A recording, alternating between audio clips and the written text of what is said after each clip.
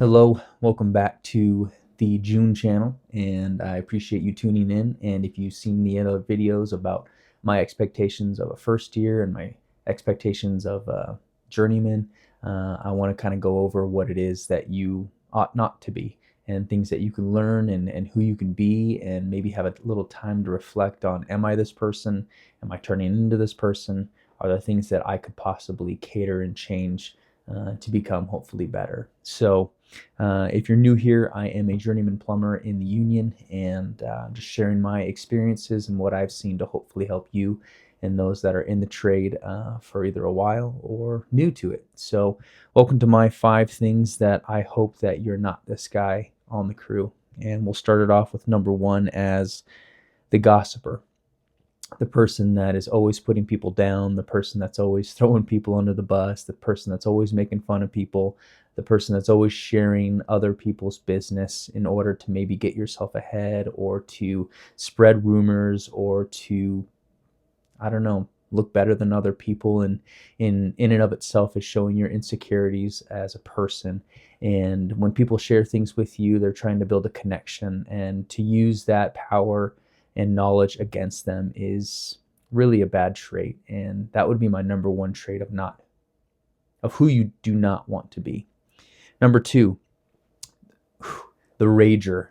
And I know we've been around them, and maybe we are one of them, but the rager is the person that's just trying to get maybe a nut on a piece of all thread, and you lose your mind and you start hitting things, or maybe you start banging your head against stuff because maybe a simple task isn't going the way that it should. And for you to have a rage out moment really makes people uneasy, and hopefully there's something inside of you that you need to figure out. Therapy is a great way to look at why you have rage, and I personally am in therapy, and I think that's something not for rage.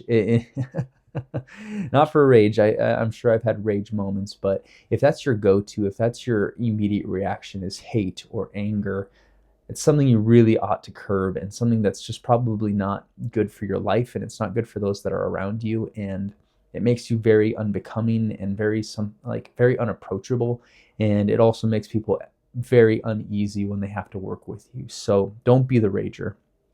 Number 3, the homeless looking dude that seems to have a job. And that just comes down to the greasy hair, the unkept clothing, the boots that are worn to shit, and the person that has a horrible work area. You're always drinking Mountain Dews. You're always drinking Mountain Dews and energy drinks and eating Doritos for lunch, and really just unhealthy and unwell. And I don't think that that is a trajectory that you want to carry on in your life, even if you're young and you're just like, I can get by. It's really something that I'd highly look at and try to change who that is. And if that is you, there's small things that you can do, and it's really just a matter of small choices. I always look at it as a messy room, messy mind, and I think that there's a lot within yourself that needs to be reevaluated and looked at and hopefully changed. So don't be Mr. Homeless Guy.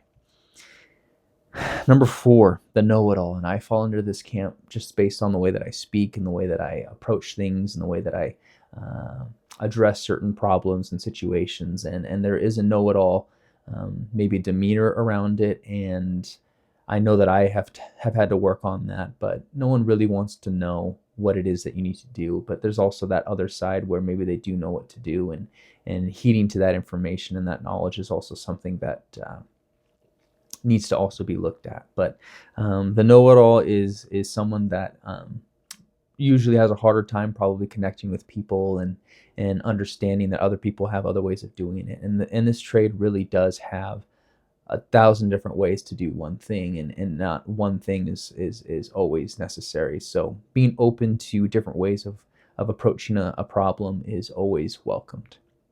And number 5, is the secretary. And that's the person that always seems to be on the phone and always seems to want to be somewhere else other than where they are.